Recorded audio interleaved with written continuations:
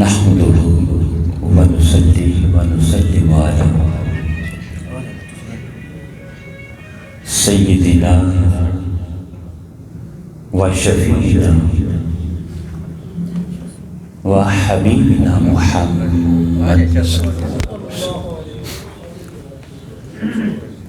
رسوله النبي الأمين المكين الحنين الكريم الرؤوف الرحيم وعلى آلہ الطیبین الطاہرین وصحبہ الکرام المکرمین المتقین وأولیاء امتہ والعلماء والمجتہدین والصالحین وعلینا معهم اجمعین الی یوم الدین اما بعد فاعوذ باللہ من الشیطان الرجیم بسم اللہ الرحمن الرحیم فوجدا عبدا من عبادنا آتیناہ رحمتا من عندنا وعلمناہ من لدنا علما صدق اللہ مولانا العظیم ان اللہ وملائکتہ یصلون علی النبی یا ایہا الذین آمنوا صلوا علیہ وسلموا تسلیما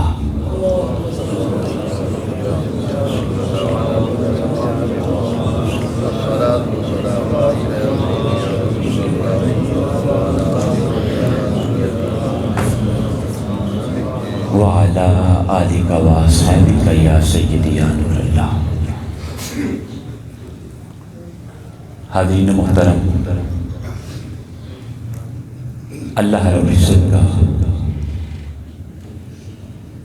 بے پایا لطف و احسان کہ جس کی توفیق خاص سے اور حضور نبی کریم صلی اللہ علیہ وآلہ وسلم نالین مبارکہ کے تصدق سے آج ہم درس عرفان القرآن کی ایک نشست میں حاضر ہیں۔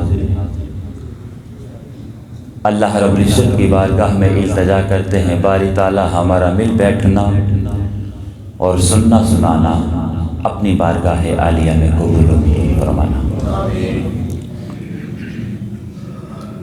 اور میں مبارکباد پیش کرنا چاہوں گا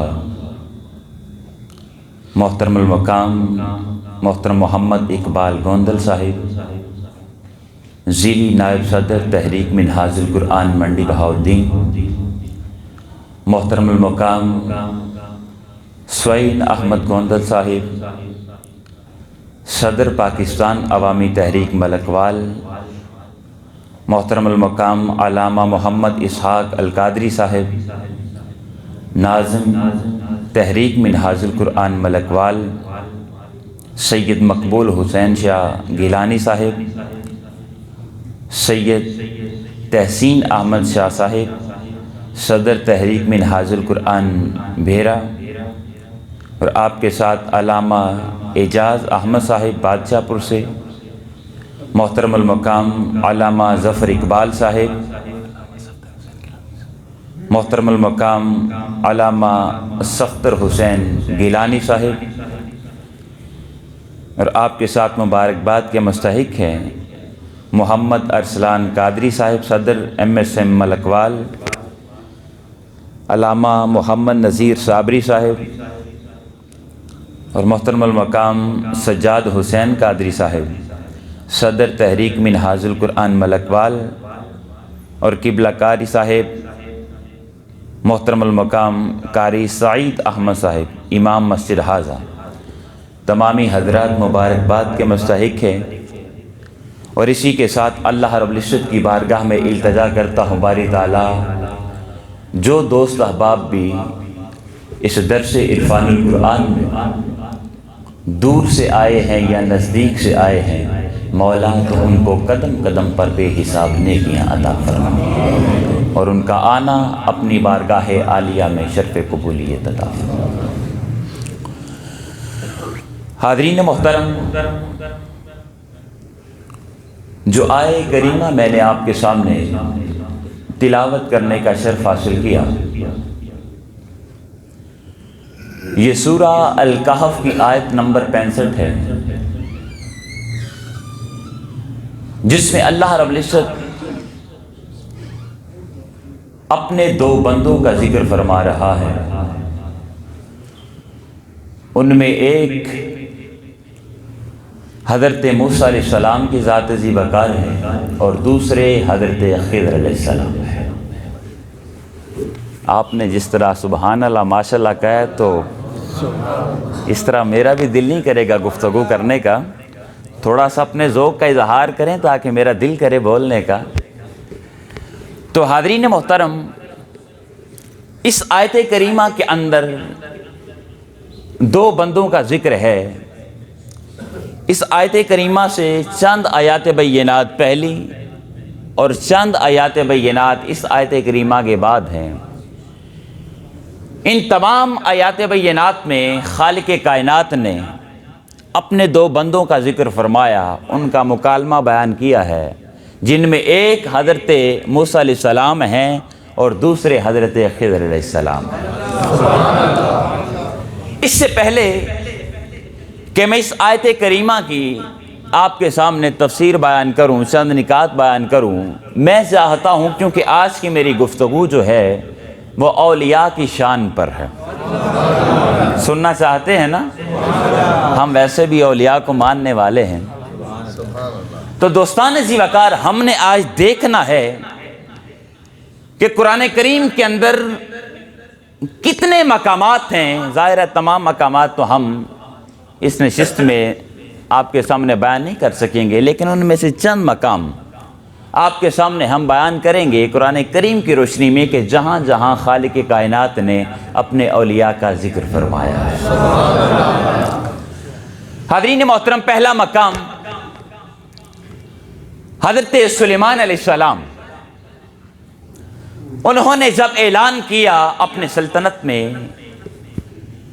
کہ کون ہے جو ملکہ بلقیس کا تخت 900 میل کی مسافت سے اٹھا کر میرے قدموں میں حاضر کر سکتا ہے، تو ایک جن کھڑا ہوا، عرض کرتا ہے کہ حضرت وہ تخت میں آپ کی خدمت میں حاضر کر دوں گا، اور وقت کتنا لگے گا کہ یہ جو نشست ہے آپ بیٹھے ہیں، اس نشست کو برخاست ہونے سے پہلے، آپ کے اٹھنے سے پہلے، وہ تخت 900 میل کی مسافت سے اٹھا کر آپ کی خدمت میں حاضر کر دوں گا۔ حضرت سلیمان علیہ السلام، آپ نے فرمایا کہ ہمیں میں والوں کی ضرورت نہیں ہے۔ جو کہتے ہیں کہ میں کر سکتا ہوں، میں یہ طاقت رکھتا ہوں، میں یہ قوت رکھتا ہوں، تو ہمیں میں والوں کی ضرورت نہیں۔ دوستان ذی وقار، آج ہم ہیں نا، تو ہم بھی اپنے آپ کو بڑا کچھ سمجھتے ہیں۔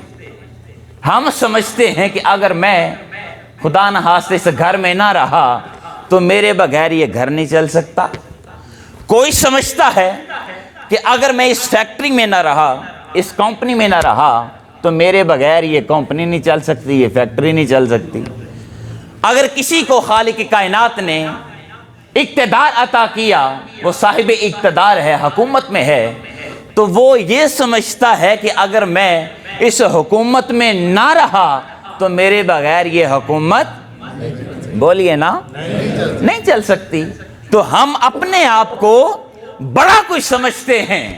تو دوستان ذی وقار، حضرت سلیمان علیہ السلام، آپ نے فرمایا کہ ہمیں میں والوں کی ضرورت نہیں ہے۔ آپ نے پھر اعلان کیا کہ کون ہے جو ملکہ بلقیس کا تخت 900 میل کی مسافت سے اٹھا کر میری خدمت میں حاضر کر سکتا ہے؟ تو حضرت سلیمان علیہ السلام سے تعلق رکھنے والا، نسبت رکھنے والا ایک ولی کھڑا ہوا۔ ولی کھڑے ہوئے جن کا نام حضرت آصف بن برخیہ ہے، قرآن کریم نے اس کو نقل کیا ہے، قال الذی عندہ علم من الکتاب انا آتیک بہ قبل ان یرتد الیک طرفک، حضرت اس تخت کو میں آپ کی خدمت میں حاضر کر دوں گا، اور وقت کتنا لگے گا کہ آپ کے آنکھ جھپکنے سے پہلے۔ دوستان ذی وقار ذرا غور کریں کہ انسان آنکھ جھپکتا ہے تو کتنا وقت لگتا ہے، شاید 1 سیکنڈ بھی نہ۔ تو دوستان ذی وقار اب آصف بن برخیہ وہ 900 میل کی مسافت سے تخت اٹھاتے ہیں اور پلک جھپکنے سے پہلے حضرت سلیمان علیہ السلام کی خدمت میں حاضر کر دیتے ہیں۔ جب حاضر خدمت کر دیا تو آپ نے پوچھا کہ یہ تو نے کیسے کیا؟ تو حضرت آصف بن برخیہ انہوں نے یہ جواب نہیں دیا کہ یہ میں لے کر آیا ہوں، میں طاقت رکھتا ہوں، بلکہ کیا جواب دیتے ہیں؟ ھذا من فضل ربی، اس میں میرا کوئی کمال نہیں، میری کوئی طاقت نہیں، یہ سب کچھ اگر کمال ہے تو یہ خالق کائنات کا کمال ہے، رب کائنات کا فضل ہے، اسی کا کرم ہے۔ تو دوستان ذی وقار یاد رکھیے، اگر کوئی درخت کا پتا ہلتا ہے تو وہ بھی خدا کی اذن اور اجازت کے ساتھ ہلتا ہے، خدا کی اذن اور اس کی اجازت کے بغیر کوئی بھی انسان کام نہیں کر سکتا۔ تو حاضرین محترم، یہ ایک مقام میں نے آپ کے سامنے بیان کیا جہاں پر خالق کائنات نے اپنے ایک ولی کا ذکر فرمایا۔ اب دوسرا مقام سیدہ مریم سلام اللہ علیہا، آپ جانتے ہیں کہ وہ نبی تو نہیں تھی، نبی ویسے بھی عورت نہیں بن سکتی، تو خالق کائنات کی کیا تھی؟ ولیہ تھی۔ تو دوستان ذی وقار جب حضرت زکریا علیہ السلام آپ کے حجرہ میں داخل ہوئے تو دیکھا کہ وہاں پر ایسا رزق ہے، ایسا پھل ہے جس کا کوئی موسم ہی نہیں ہے۔ آپ نے پوچھا، اے سیدہ، آپ کے حجرہ میں کوئی شخص داخل بھی نہیں ہوتا تو یہ رزق اور پھل کہاں سے آیا ہے؟ تو آپ جواب دیتی ہیں کہ یہ خالق کائنات نے نازل فرمایا ہے، اللہ رب العزت نے بھیجا ہے۔ تو دوستان ذی وقار اب اگلے کلمات پر غور کریں۔ ہنالک دعا زکریا ربہ قال رب ھب لی من لدنک ذریۃ طیبہ انک سمیع الدعاء۔ اب جس جگہ پر رب کائنات نے پھل اتارا، رزق اتارا، اب اس جگہ پر کھڑے ہو کر اور ایک ولیہ کے حجرہ میں کھڑے ہو کر اللہ کا ایک نبی خالق کائنات کے ہاں دعا کر رہا ہے۔ اللہ کا نبی ایک ولیہ کے حجرہ میں کھڑے ہو کر دعا کر رہا ہے، کیا باری تعالیٰ جس طرح تو نے سیدہ مریم کو بے موسم رزق دیا، بے موسم پھل عطا کیا ہے، باری تعالیٰ اسی طرح مجھے اپنی بارگاہ سے ایک ایسا بیٹا عطا فرما جو تیری اطاعت اور فرما برداری کرنے والا ہو، تیری اطاعت کرنے والا ہو، نیک ہو، صالح ہو۔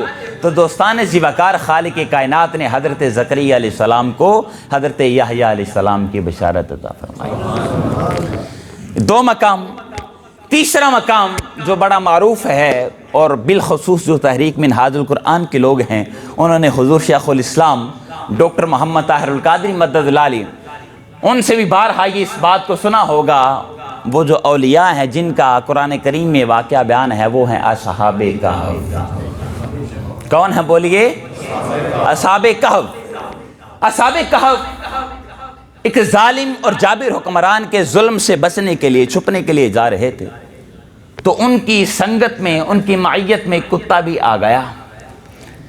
اس نے ان کی سنگت اختیار کرنا چاہی، صحبت اختیار کرنا چاہی، تو دوستان ذی وقار اصحاب کہف نے اس کتے کو پتھر مارے۔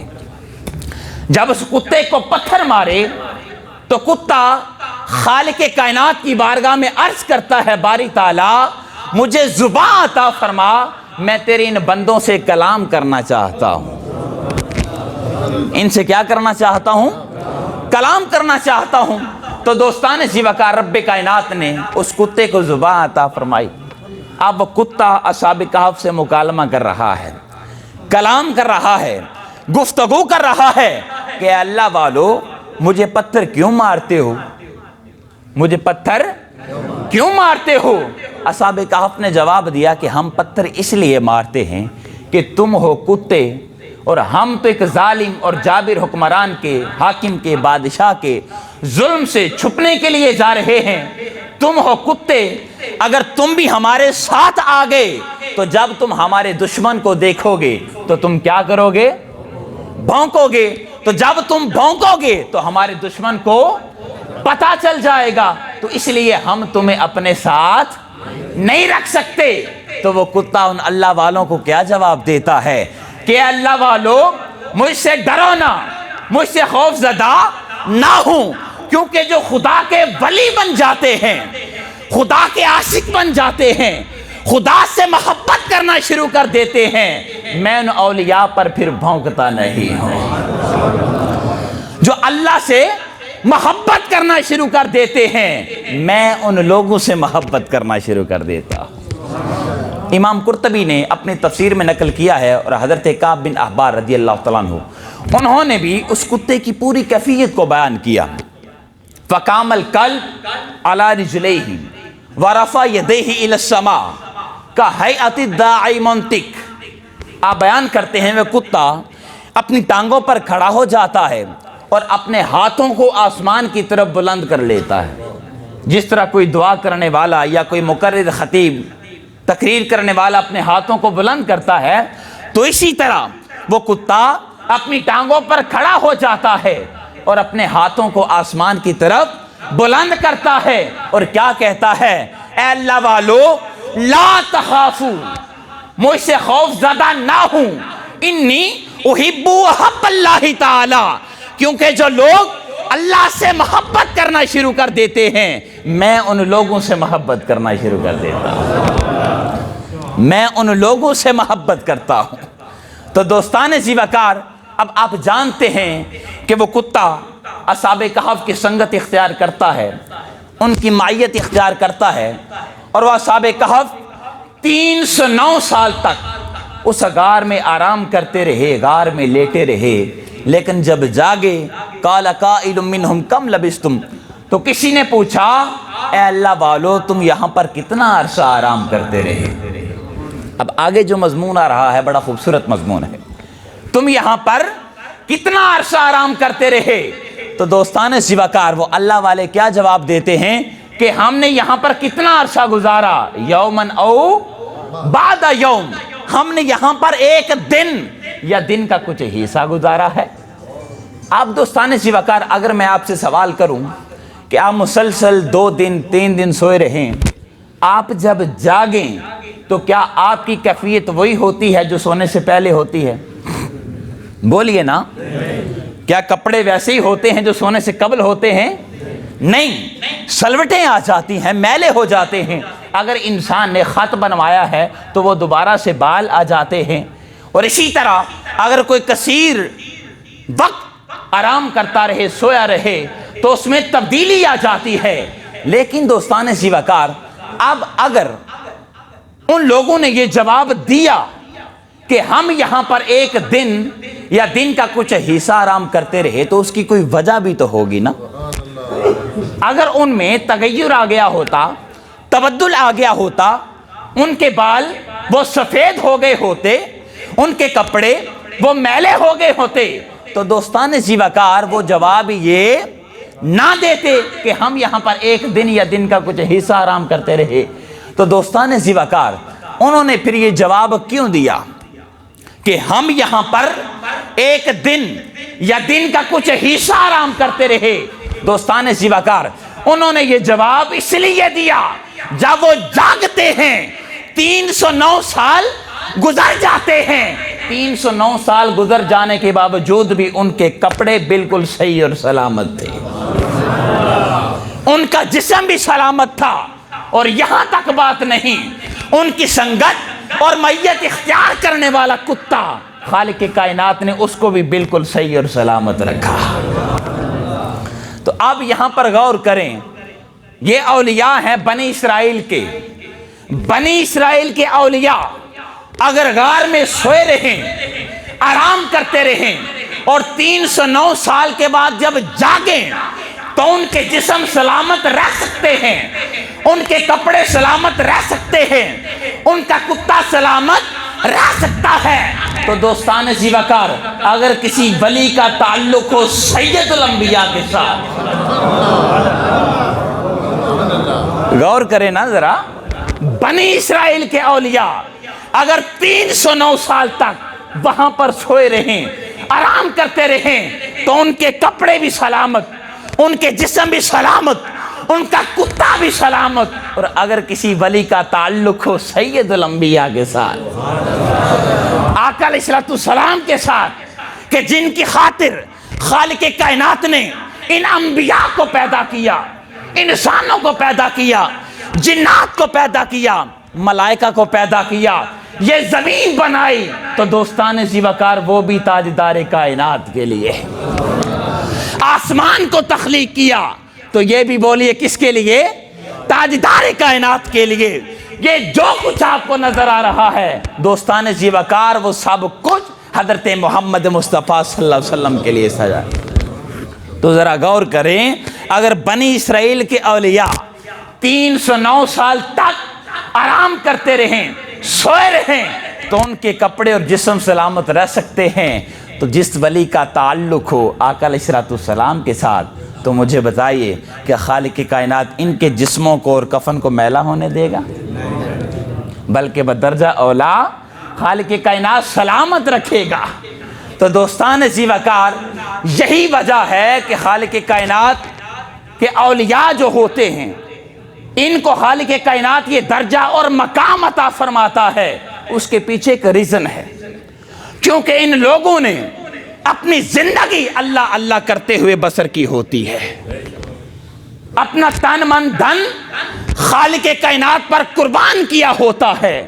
تو جو شخص اپنا تن من دھن خالق کائنات پر قربان کر دے، لٹا دے، تو دوستان زیوکار پھر اس ولی کے اور اس شخص کی اور اس محب اور عاشق کے خالق کائنات جسم کو بھی سلامت رکھتا ہے اور کفن کو بھی سلامت رکھتا ہے۔ تو اب آئیے حاضرین محترم، یہ 3 مقام میں نے آپ کے سامنے فقط بیان کیے کہ جہاں پر رب کائنات نے اپنے اولیاء کا ذکر فرمایا، اور بھی کثیر مقامات ہیں قرآن کریم کے اندر جہاں رب کائنات نے اولیاء کا ذکر فرمایا ہے۔ اب آئیے، جو آیت کریمہ میں نے آپ کے سامنے تلاوت کرنے کا شرف حاصل کیا، اس کا مضمون ظاہر ہر آیت کا ترجمہ اور اس کی تشریح ممکن نہیں ہے، لہٰذا میں فقط مفہوم آپ کو دے رہا ہوں۔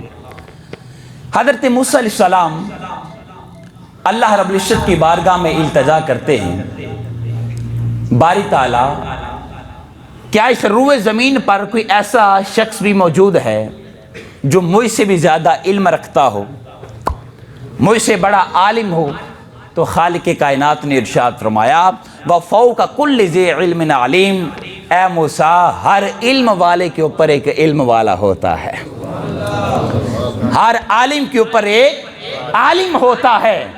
تو جب یہ بات سنی تو حضرت موسیٰ علیہ السلام اللہ رب العزت کی بارگاہ میں التجا کرتے ہیں، باری تعالیٰ اگر مجھ سے بھی بڑا کوئی اس دنیا میں عالم ہے، علم رکھتا ہے، تو مولا میں ان سے ملاقات کرنا چاہتا ہوں۔ رب کائنات کی بارگاہ میں التجا کی تو خالق کائنات نے اشارہ فرما دیا، مارج البحرین، اے موسیٰ جہاں پر 2 دریاؤں کا سنگم ہوگا، 2 دریا آپس میں ملیں گے، جب تم اس مقام پر پہنچو گے تو تم ہمارے اس بندے کو پالو گے جسے ہم نے تم سے بھی زیادہ علم عطا کیا ہے۔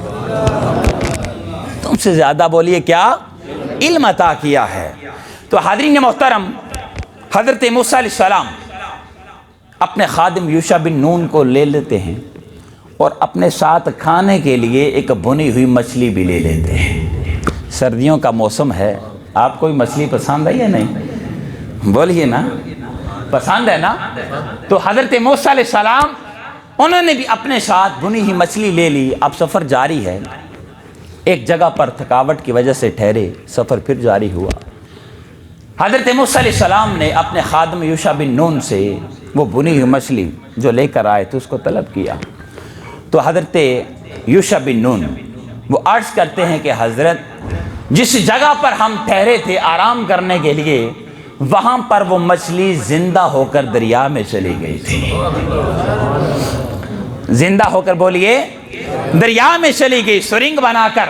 تو حاضرین محترم حضرت موسیٰ علیہ السلام فرمانے لگے اے یوشع بن نون وہی ہمارا مقام ہے. جس مقام کی ہم تلاش میں نکلے ہیں وہی ہمارا مقام ہے. جب الٹے قدم وہاں پر پہنچے جہاں پر وہ مچھلی زندہ ہو کر دریا میں چلی گئی تو حضرت موسیٰ علیہ السلام کی حضرت خضر علیہ السلام کے ساتھ ملاقات ہو جاتی. ملاقات ہو گئی. المختصر حضرت موسیٰ علیہ السلام حضرت خضر علیہ السلام سے فرمانے لگے کہ خالق کائنات نے جو آپ کو علم عطا فرمایا ہے اس علم میں سے میں بھی کچھ حصہ لینا چاہتا ہوں، فیض لینا چاہتا ہوں.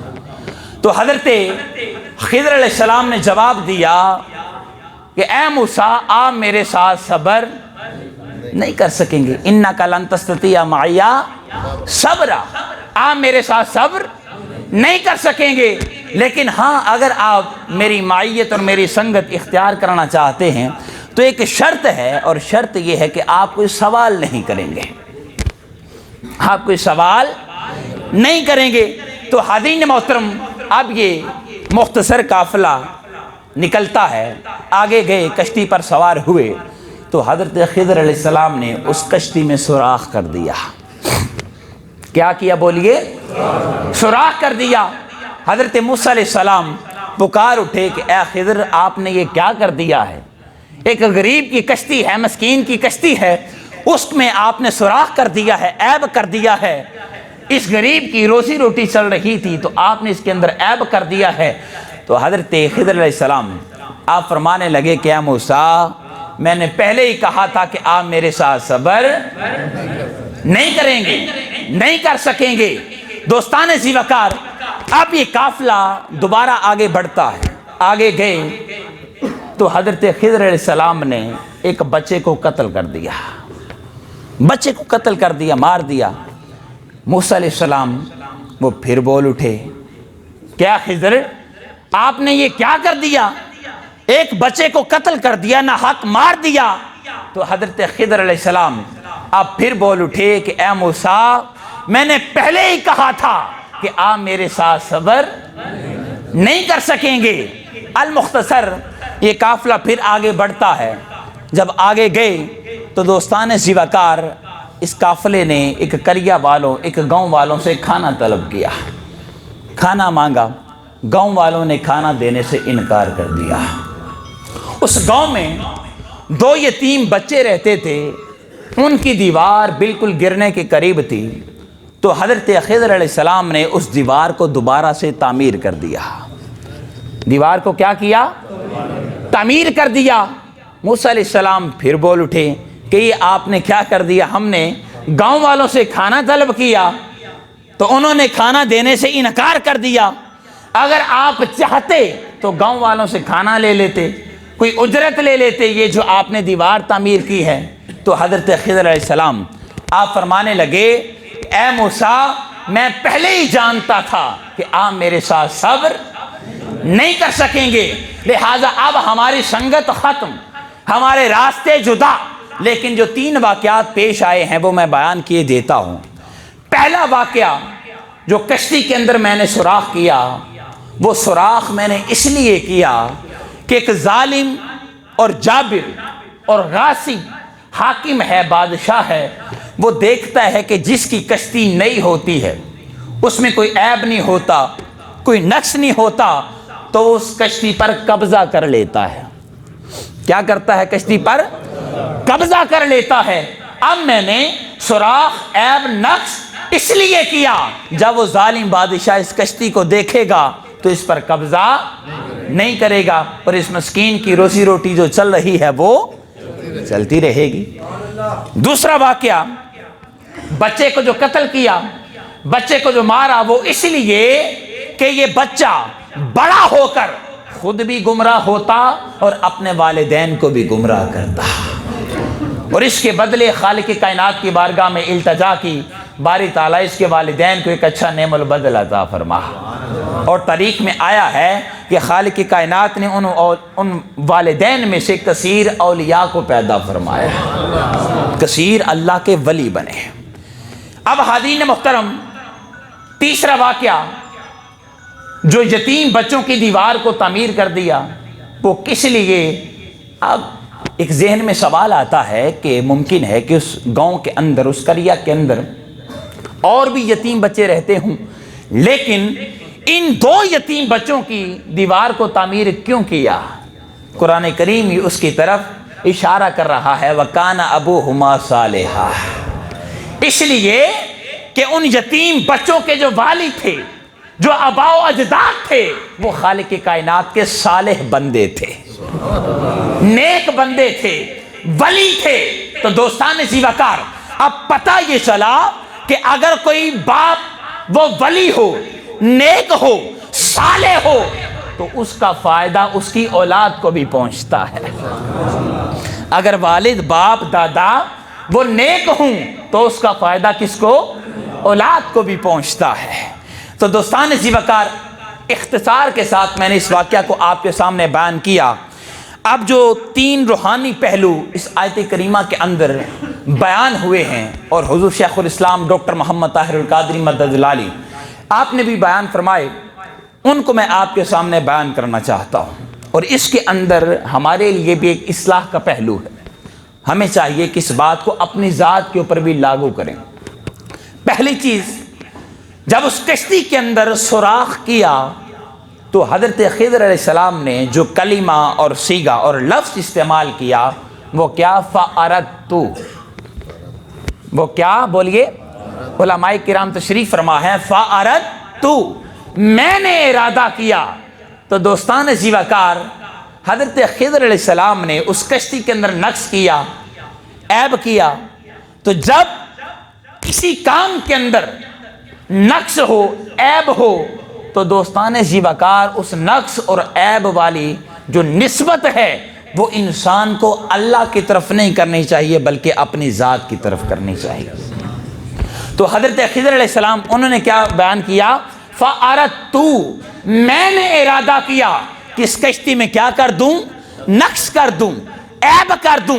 تو اس نقص کی نسبت اللہ کی طرف نہیں کی۔ تو دوستان زیوکار، اگر ہماری زندگی میں ہم سے بھی کوئی ایسا کام سرزد ہو جائے جو اچھا نہ ہو، جو نقص والا ہو، جو عیب والا ہو، جو کمی والا ہو، تو دوستو اس کی نسبت ہمیں اللہ کی طرف نہیں کرنی چاہیے بلکہ اپنی ذات کی طرف کرنی چاہیے۔ بات سمجھے آپ؟ دوسری بات، بچے کو قتل کرنا، بچے کو مارنا اور اس کا نعم البدل عطا ہونا، اس کے لیے جو صیغہ اور کلمہ اور لفظ حضرت خضر علیہ السلام نے استعمال کیا وہ کیا ہے؟ فَأَرَدْنَا، بولیے کیا؟ فَأَرَدْنَا، ہم نے ارادہ کیا، ہم نے ارادہ کیا۔ کیونکہ اس واقعہ کے اندر دو پہلو نکلتے ہیں، ایک بچے کو قتل کرنا، مارنا، اور دوسرا اس کا نعم البدل عطا ہونا۔ بات سمجھے آپ؟ پہلا نقص ہے وہ کیا کہ بچے کو قتل کرنا، بچے کو مارنا، اور دوسرا جو پہلو ہے وہ کیا ہے؟ خیر والا ہے، بھلائی والا ہے۔ تو اس لیے جو صیغہ استعمال ہوا وہ کیا ہے؟ فَأَرَدْنَا، ہم نے ارادہ کیا۔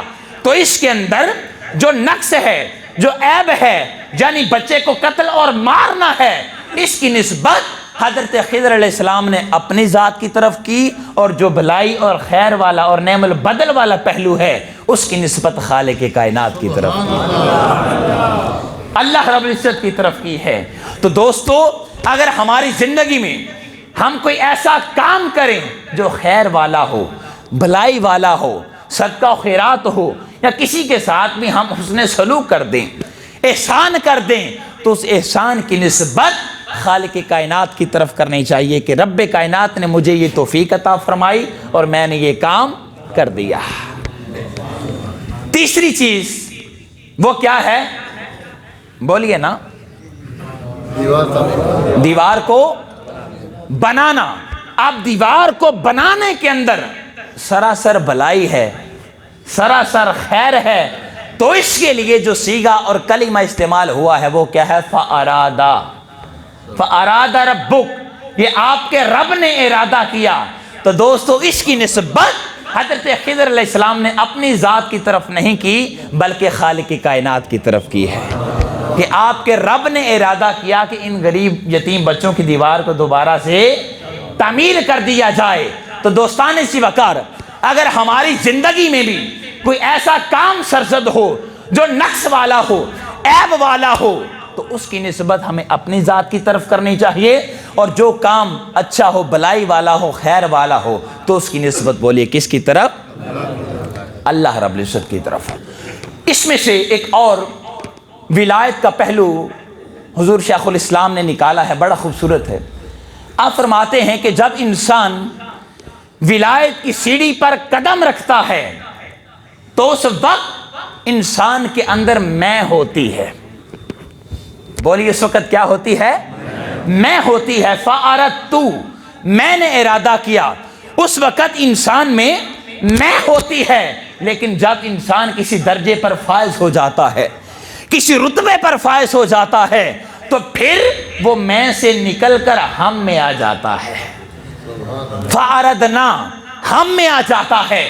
اور جب خالق کائنات کسی انسان کو، کسی بندے کو اپنا ولی بنا لیتا ہے، اپنا عاشق بنا لیتا ہے، اپنا محبوب بنا لیتا ہے، تو پھر اس کی میں بھی ختم ہو جاتی ہے، اس کا ہم بھی ختم ہو جاتا ہے، پھر فقط اللہ ہی اللہ رہ جاتا ہے۔ پھر فقط بولیے اللہ ہی اللہ رہ جاتا ہے۔ پہلوں سی اللہ تے اللہ ہی اللہ، نہ بندے نہ بندی، خدا دی خدائی، نہ سی رہبر نہ رہنمائی۔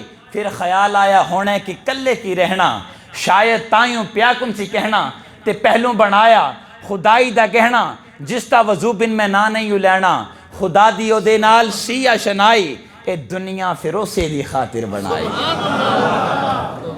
اور وہ ذات اور ہستی کون ہے؟ حضرت محمد مصطفیٰ صلی اللہ علیہ وسلم۔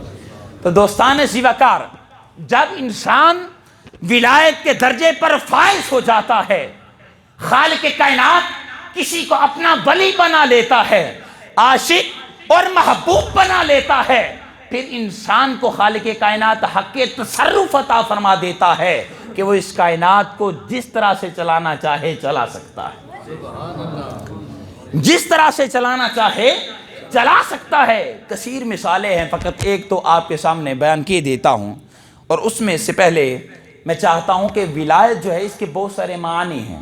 غلام بھی ولی کا معنی ہوتا ہے، مالک بھی معنی ہوتا ہے، بادشاہ کو بھی کہتے ہیں، سربراہ کو بھی کہتے ہیں، گھر کے بڑے کو بھی ولی کہتے ہیں۔ تو اب اس میں سے فقط ایک معنی آپ کے سامنے بیان کیے دیتا ہوں، وہ کیا ہے؟ مالک۔ اللہ رب العزت وہ چونکہ اس کائنات کا مالک ہے، اس کائنات کا خالق ہے، تو دوستان زیوکار جو بندہ اللہ کا ولی بن جاتا ہے، خالق کائنات چونکہ اس کائنات کا مالک ہے، تو جو بندہ اللہ کا ولی بن جاتا ہے تو اللہ رب العزت اس بندے کو اس کائنات کا مالک بنا دیتا ہے، اس کائنات کا مالک بنا دیتا ہے، اس کے ہاتھ میں حق تصرف عطا فرما دیتا ہے کہ وہ ولی پھر اس کائنات کو جس طرح سے چلانا چاہے چلا سکتا ہے۔ ایک مثال حضرت اویس کرنی رضی اللہ تعالیٰ عنہ، حضرت عمر فاروق رضی اللہ تعالیٰ عنہ، مولا علی المرتضیٰ رضی اللہ تعالیٰ عنہ، آقا علیہ السلام کی وصیت کے مطابق جب کرن پہنچے، لوگوں سے پوچھا کہ ہم اویس سے ملنا چاہتے ہیں۔ لوگوں نے جواب دیا کہ ہم تو کسی اویس کو نہیں جانتے، کسی اویس کو نہیں جانتے۔ دوستو یہ جملے سنیے، کسی اویس کو نہیں جانتے۔ صحابہ کرام نے حلیہ بیان کیا، بات چیت کا انداز بیان کیا، تو لوگوں نے کہا کہ ہاں وہ تو ایک دیوانہ ہے، ایک پاگل ہے، جب شہر میں آتا ہے اگر ہنسنے پہ آئے تو ہنستا رہتا ہے، اگر رونے پہ آئے تو روتا رہتا ہے، بچے اس کو پتھر مارتے ہیں۔ دوستان زیوکار، یہ دنیا والے نہیں جانتے کہ جس شخص کو یہ دنیا والے پاگل اور دیوانہ سمجھ رہے ہیں، نہیں جانتے کہ وہ خالق کائنات کے ہاں کتنا عزیز اور قریب ہے۔ اس کا درجہ، اس کا رتبہ رب کائنات کے ہاں کتنا بلند اور اعلیٰ ہے۔ دوستان زیوکار، آپ سے بھی گزارش کرنا چاہوں گا کہ آپ بھی کسی کو حقیر مت جانا کریں۔ اگر کسی شخص کو ہم دیکھیں کہ کپڑے میلے ہیں، بال بکھرے ہیں، تو ہمیں اس کو حقیر نہیں جاننا چاہیے۔ ممکن ہے کہ وہ شخص ہم سے زیادہ اللہ رب العزت کے قریب ہو۔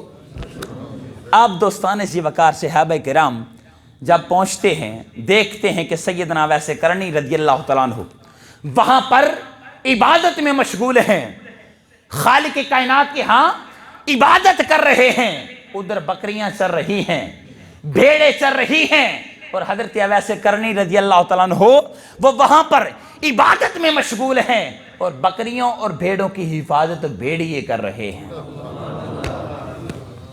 بکریوں کی حفاظت کون؟ بھیڑیے کر رہے ہیں۔ ملک وال والو، مجھے بتاؤ کہ بھیڑیے کا کام بکریوں کو، بھیڑوں کو کھانا ہوتا ہے یا حفاظت کرنا ہوتا ہے؟ بولیے نا، کھانا ہوتا ہے، لیکن یہاں پر ماجرا الگ ہے۔ بکریوں کی حفاظت بھیڑیے کر رہے ہیں، اور سیدنا اویس قرنی رضی اللہ تعالیٰ عنہ وہ وہاں پر خدا کی عبادت میں مشغول ہیں، نماز ادا کر رہے ہیں۔ جب نماز سے فارغ ہوئے، صحابہ کرام نے پوچھا، اے اویس، یہ کیا ماجرا ہے؟ آپ تو عبادت میں مشغول ہیں، خالق کائنات کے ہاں نماز ادا کر رہے ہیں، بکریوں کی حفاظت بھیڑیے کر رہے ہیں۔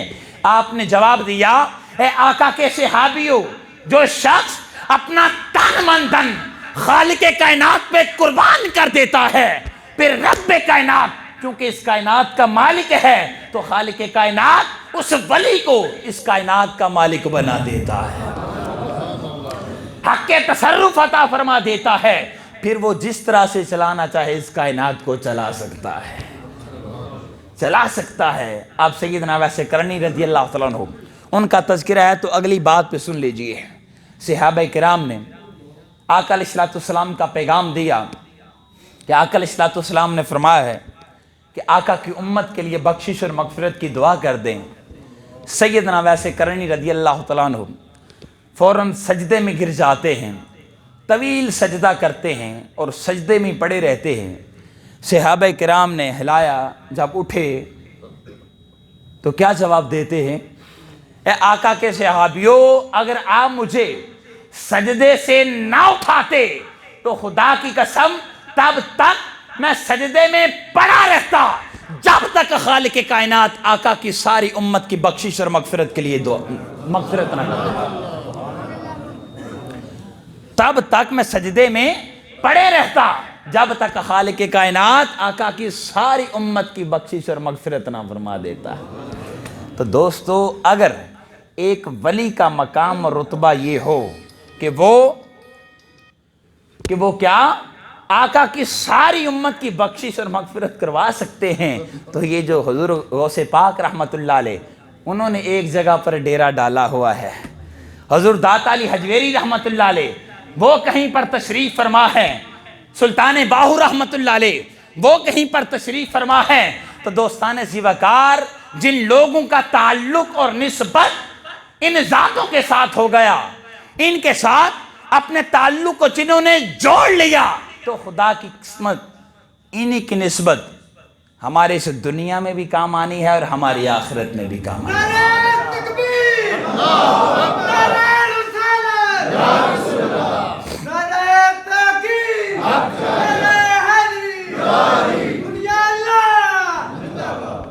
تو دوستان زیوکار، ان اولیاء کے ساتھ اپنی نسبتوں کو رکھیں۔ خوش نصیب ہیں ہم لوگ کہ ہمارا تعلق آج ان اولیاء کے ساتھ ہے۔ آج ہم ہیں نا، دنیا والے ہیں، ہم نے ہر چیز کو طبقات میں تقسیم کر دیا ہے۔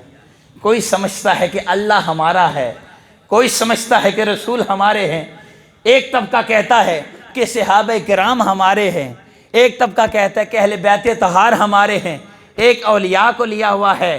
دوستان زیوکار، حضور شیخ الاسلام ڈاکٹر محمد طاہر القادری مدد اللہ علیہ آپ فرماتے ہیں کہ اہل سنت ان کے پاس جو گلدستہ ہے، اس گلدستے کے اندر سارے پھول پائے جاتے ہیں۔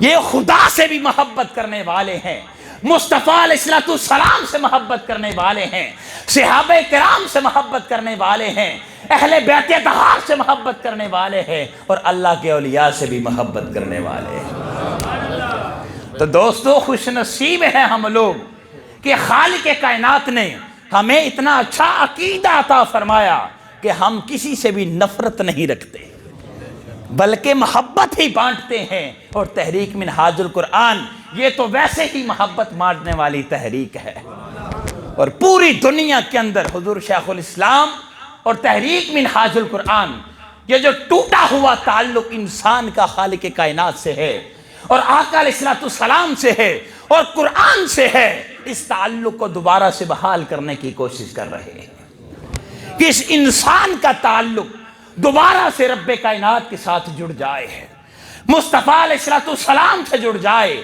اس قرآن سے جڑ جائے اور اللہ کے اولیاء سے جڑ جائے۔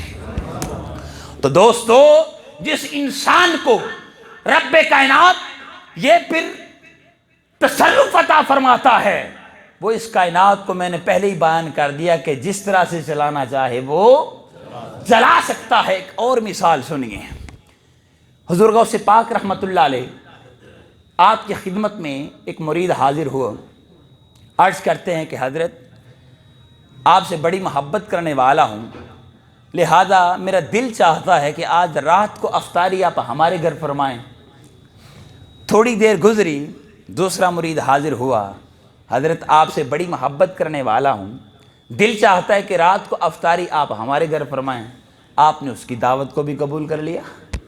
تھوڑی دیر گزرتی ہے، تیسرا مرید حاضر ہو جاتا ہے کہ حضرت آپ سے بڑی محبت کرنے والا ہوں، دل چاہتا ہے کہ آج رات کو افطاری آپ ہمارے گھر فرمائیں۔ دوستان زیوکار، تاریخ میں آیا ہے کہ حتیٰ کہ 40 مریدوں نے آپ کو دعوت دی، آپ نے سبھی کی دعوت کو قبول کر لیا، سبھی کی دعوت کو قبول کر لیا۔ جب اگلا دن ہوا تو حضرت بیٹھے ہیں، یہ دوسروں سے کہنے لگے کہ میں بڑا خوش نصیب ہوں، رات کو حضرت ہمارے گھر تھے، انہوں نے افطاری ہمارے گھر فرمائی۔ وہ ان سے کہنے لگے آپ کیا بات کرتے ہو، رات کو حضرت تو ہمارے گھر آئے تھے۔ تیسرے نے آواز دی آپ کیا باتیں کر رہے ہو، رات کو حضرت نے افطاری تو ہمارے گھر فرمائی ہے۔ آپ کے صاحبزادے عبد الرزاق رحمت اللہ علیہ، آپ نے جب لوگوں کی آواز کو سنا تو پکار اٹھے، کہنے لگے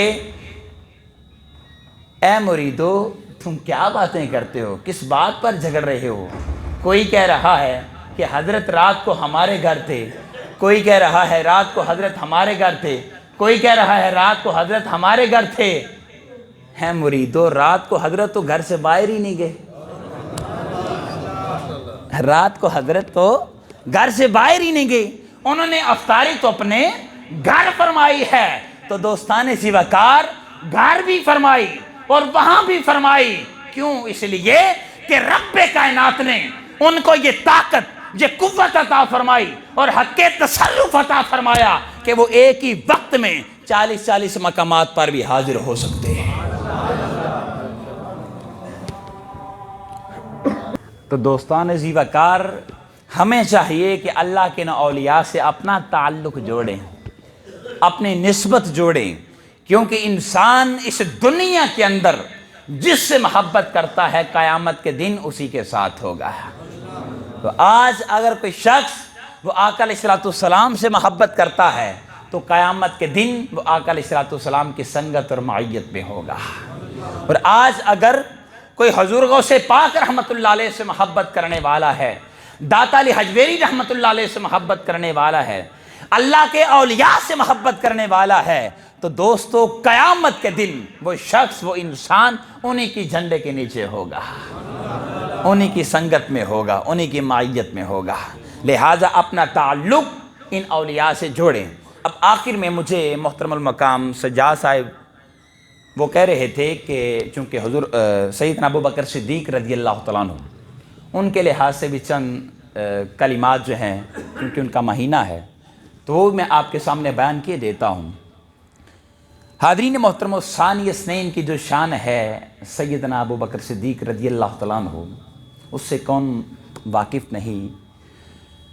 اب ہر چیز اس میں سے تو نہیں بیان کی جا سکتی، لیکن بس اتنا بیان کرنا چاہتا ہوں دوستو، جو آقا علیہ الصلوۃ والسلام کے ساتھ سیدنا اویس کرنی رضی اللہ تعالیٰ عنہ نے غار ثور کے اندر 3 دن اور 3 راتیں گزاری ہیں، وہ تمام عمر سے اعلیٰ اور افضل ہیں، کیونکہ ان 3 دن اور 3 راتوں میں غار کے اندر ایک ہستی تو آقا علیہ الصلوۃ والسلام کی تھی اور دوسری سیدنا ابوبکر صدیق رضی اللہ عنہ، کوئی تیسرا بولیے نا نہیں تھا، نہ غار کے اندر اور نہ غار کے باہر۔ اب ذہن میں ایک سوال آتا ہے کہ اب 3 دن اور 3 راتیں پھر سیدنا ابوبکر صدیق رضی اللہ تعالیٰ عنہ اس غار میں کرتے کیا ہوں گے؟ سبحان اللہ، پھر کرتے کیا ہوں گے؟ تو دوستان زیوکار کرنا کیا ہے؟ دن رات بس ایک ہی کام تھا، کیا کہ ہر وقت آقا علیہ الصلوۃ والسلام کا دیدار ہی کرتے رہتے تھے، آقا علیہ الصلوۃ والسلام کا مکھڑا تکتے رہتے تھے۔ تو آپ مجھے بتائیے 3 دن اور 3 راتیں باقی آقا علیہ الصلوۃ والسلام کی جتنی زندگی ہے وہ تمام صحابہ کرام فیض لیتے رہے، آقا علیہ الصلوۃ والسلام کی توجہات کا مرکز بنتے رہے، لیکن ان 3 دنوں اور 3 راتوں میں جو فیض سیدنا ابوبکر صدیق رضی اللہ تعالیٰ عنہ نے لیا وہ کوئی اور صحابی نہ لے سکا۔ آپ دیکھیں 3 دن اور 3 راتوں کی آقا علیہ الصلوۃ والسلام کی توجہ ہے سیدنا ابوبکر صدیق رضی اللہ تعالیٰ عنہ پر۔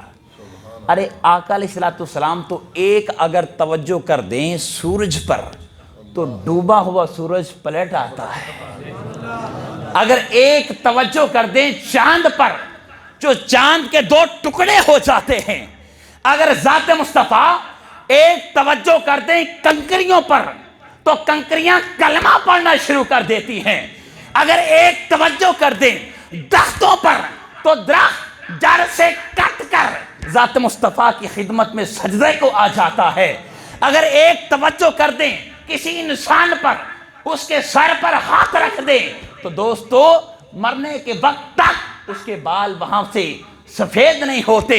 یہ تو ایک توجہ ہے، بولیے یہ کیا ہے؟ ایک توجہ ہے، اس کا اتنا فیض ہے تو جس نے 3 راتیں اور 3 دن توجہ کا مرکز بنے رہے، یعنی سیدنا ابوبکر صدیق رضی اللہ تعالیٰ عنہ، تو مجھے بتائیے ان کا عالم کیا ہوگا؟ ان کا عالم کیا ہوگا؟ اگر ایک توجہ پڑھنے سے سورج واپس پلٹ سکتا ہے، چاند کے ٹکڑے ہو سکتے ہیں، کنکریاں کلمہ پڑھ سکتی ہیں، تو 3 دن اور 3 راتوں کی توجہ اگر سیدنا ابوبکر صدیق پر ہو تو مجھے بتائیں آقا علیہ الصلوۃ والسلام نے ان کو کتنا زیادہ رنگ دیا ہوگا، اپنے رنگ میں کتنا زیادہ رنگ دیا ہوگا، کتنی توجہات کی ہوں گی، کتنی نگاہ کی ہوگی۔ آپ دیکھیں توجہ کی بہت ساری اقسام ہیں، اس میں سے ایک توجہ ہے توجہ اتحادی۔ توجہ اتحادی کسے کہتے ہیں؟ ایک جملے میں اگر بیان کروں تو اگر کوئی مرید اپنے شیخ سے اپنے پیر سے محبت کرتا ہے اور اگر پیر وہ خوش ہو کر ایک نگاہ اپنے مرید پر ڈال دے تو مرید کے ظاہر کو بھی اپنے جیسا کر لیتا ہے اور مرید کے باطن کو بھی اپنے جیسا کر لیتا ہے، یعنی مرید پھر سراپا بن جاتا ہے۔ پیر کا بہت ساری مثالیں ہیں، سراپا بن جاتا ہے، بولیے کس کا؟ پیر کا۔ اس میں سے ایک مثال آپ کے سامنے بیان کرتا ہوں۔ حضرت خواجہ باقی باللہ رحمۃ اللہ علیہ، آپ کے ایک نان بھائی تھے، آپ کے نان بھائی ان کا کام کیا تھا کہ جو بھی حضرت کے مہمان آ جاتے ان کو کھانا کھلا دیتے ہیں۔ تو ایک مرتبہ رات کو مہمان آئے، نان بھائی کو حکم دیا کہ کھانا دیں، آپ نے کھانا دے دیا۔ اب صبح جب ہوئی تو حضرت خواجہ باقی باللہ رحمۃ اللہ علیہ وہ بہت زیادہ خوش ہو جاتے ہیں اور کہتے ہیں، فرماتے ہیں سل ہے نان بھائی، کیا سل مانگ، کیا مانگتا ہے سوال کر تمہیں دیا جائے گا۔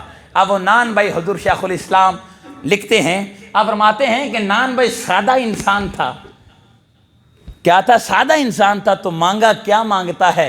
کہتا ہے کہ حضرت مجھے بھی اپنے جیسا بنا دیجئے، مجھے بھی خواجہ باقی باللہ بنا دیجئے۔ اب چونکہ حضرت خواجہ باقی باللہ رحمۃ اللہ علیہ آپ نے فرما دیا تھا کہ مانگ تجھے عطا کیا جائے گا، اب اپنی توجہات اپنے مرید یعنی اس نان بائی پر ڈالی تو ان کو بھی حضرت خواجہ باقی باللہ بنا دیا۔ اب جب باہر نکلے تو لوگ فرق نہیں کر سکتے تھے کہ حضرت خواجہ باقی باللہ کون ہیں اور نان بائی کون ہے۔ بس ایک فرق تھا، وہ کیا؟ کہ حضرت خواجہ باقی باللہ رحمۃ اللہ علیہ وہ تو بالکل صحیح اور سلامت کھڑے تھے، لیکن وہ نان بائی وہ کانپ رہا تھا۔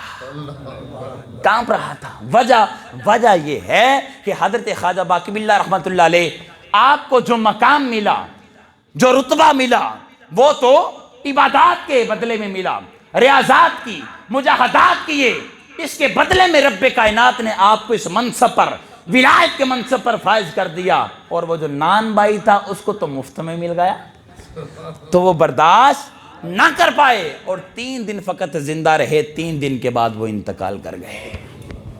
تو اب دوستان زیوکار، اگر پیر اپنی توجہات، اپنی نگاہیں اپنے مرید پر ڈال دے تو مرید کو بھی اپنے جیسا بنا دیتا ہے۔ مرید کا ظاہر، اس کی شکل و صورت بھی بدل جاتی ہے، اس کا رنگ ڈھنگ بھی بدل جاتا ہے، وہ سیم جیسے پیر ہوتا ہے ویسے ہی مرید بن جاتا ہے۔ اسی طرح ایک اور مثال، حضرت مولانا روم رحمۃ اللہ علیہ، ان کے نان بھائی تھے۔ اب ان کے نان بھائی جو تھے انہوں نے بھی فرمایا کہ میرے مرید آئے ہیں، میرے چاہنے والے آئے ہیں، ان کے لیے کھانا لے آؤ۔ وہ نان بھائی، رات کا وقت تھا تو لکڑی ختم ہو چکی تھی، لکڑی ختم تھی، انہوں نے تیل اپنے کپڑوں پر، اپنی ٹانگ پر چھڑکا اور کھانا جیسے تیسے کر کے حضرت کے مہمانوں کو پیش کر دیا۔ جب صبح ہوئی تو مولانا روم آپ پوچھتے ہیں کیا نان بھائی رات کو لکڑی تھی؟ حضرت لکڑی تو نہیں تھی، سارا واقعہ بیان کر دیا کہ حضرت ایسے ایسے میں نے کھانا تیار کیا ہے۔ تو مولانا روم بھی اس سے خوش ہو گئے اور اپنی توجہات اور نگاہیں اس مرید اور نان بائی پر ڈالی، تو دوستان زیوکار اس نان بائی کو بھی پھر رومی بنا دیا۔ اب صوفیاء لکھتے ہیں، اولیاء لکھتے ہیں کہ مولانا روم رحمۃ اللہ علیہ ان کی جو اولیاء کے ساتھ، اصفیاء کے ساتھ مجلس ہوتی ہے وہ حضرت آتش باز یعنی ان کے جو نان بائی تھے ان کی درگاہ میں ہوتی ہے۔ اتنا بڑا مقام اور درجہ خالق کائنات ان کو عطا فرما دیتا ہے کہ اگر کوئی مرید وہ سچے اور پکے دل کے ساتھ اپنے پیر کے ساتھ، اپنے مرشد کے ساتھ محبت کر لیتا ہے۔ اور آج اگر ہم اولیاء سے محبت کرنے والے ہیں، مرشدوں سے محبت کرنے والے ہیں، تو دوستو یاد رکھیے یہ محبت ہم خود نہیں کر رہے بلکہ خالق کائنات محبت کروا رہا ہے۔ اللہ پاک نے ہمیں ہدایت عطا فرمائی ہے، جس کو رب کائنات ہدایت عطا فرما دے فقط وہی اللہ کے اولیاء سے محبت کر سکتا ہے، اور جس کو رب کائنات گمراہ کر دے وَمَن يُضْلِلْ فَلَن تَجِدَ لَهُ وَلِيًّا مُرْشِدًا، اور جس کو رب کائنات گمراہ کر دے اس کے لیے نہ تو کوئی ولی ہے اور نہ کوئی مرشد ہے۔ قرآن کریم بیان کر رہا ہے، نہ کوئی ولی ہے نہ کوئی مرشد ہے۔ تو دوستان زیوکار، اگر آج ہمارا تعلق ان اولیاء کے ساتھ ہے، ان اصفیاء کے ساتھ ہے، تو اس کا مطلب یہ ہے کہ رب کائنات نے ہمیں ہدایت عطا فرمائی، ہدایت کا مرکز بنایا ہے۔ ہدایت کے بغیر کوئی بھی کسی ولی سے محبت اور مرشد سے محبت نہیں کر سکتا۔ لہٰذا دوستان زیوکار، آپ خوش نصیب ہیں کہ اولیاء سے محبت کرنے والے ہیں، اور آپ سے گزارش بھی یہی کرنا چاہتا ہوں، اور حضور شیخ الاسلام ڈاکٹر محمد طاہر القادری مدد علی اور تحریک منہاج القرآن وہ بھی یہی پیغام دے رہی ہے کہ لوگوں ان اولیاء سے محبت کر لو، ان اصفیاء سے محبت کر لو، کیونکہ یہ لوگ اللہ رب العزت کے بڑے قریب ہوتے ہیں، کیونکہ انہوں نے اپنی زندگیاں، اپنا تن من دھن اللہ پر قربان کیا ہوتا ہے۔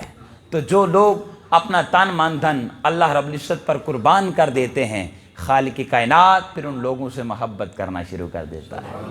تو جن لوگوں سے خالق کائنات محبت کرتا ہے ان کو ولایت کے درجے پر فائز فرما دیتا ہے۔ تو اگر ہم بھی چاہتے ہیں کہ ہماری دنیا بھی سنور جائے اور ہماری آخرت بھی سنور جائے تو دوستان ذی وقار ہمیں اپنا تعلق، اپنی نسبت، اپنا رشتہ ان اولیاء کے ساتھ اور زیادہ مضبوط کرنا ہوگا۔ اللہ رب العزت کی بارگاہ میں التجا ہے کہ باری تعالیٰ ہم نے جو کچھ بھی سنایا اس پر ہمیں عمل کرنے کی توفیق عطا فرما۔ میں بار دیگر تحریک منہاج القرآن ملک وال اس کے جملہ قائدین و کارکنان کا شکر گزار ہوں کہ جنہوں نے، چونکہ ویسے تو علامہ صاحبزادہ صاحب نے ہی آنا تھا لیکن ان کا وہ فوتگی کی وجہ سے وہ نہ آ سکے، تو ان کے متبادل کے طور پر میں آپ کی خدمت میں حاضر ہوا۔ لہٰذا اللہ رب العزت کی بارگاہ میں التجا ہے کہ باری تعالیٰ ہمارا مل بیٹھنا اور اپنی حاضری کو اپنی بارگاہ عالیہ میں قبول و منظور فرمائے۔ وما علینا الا البلاغ۔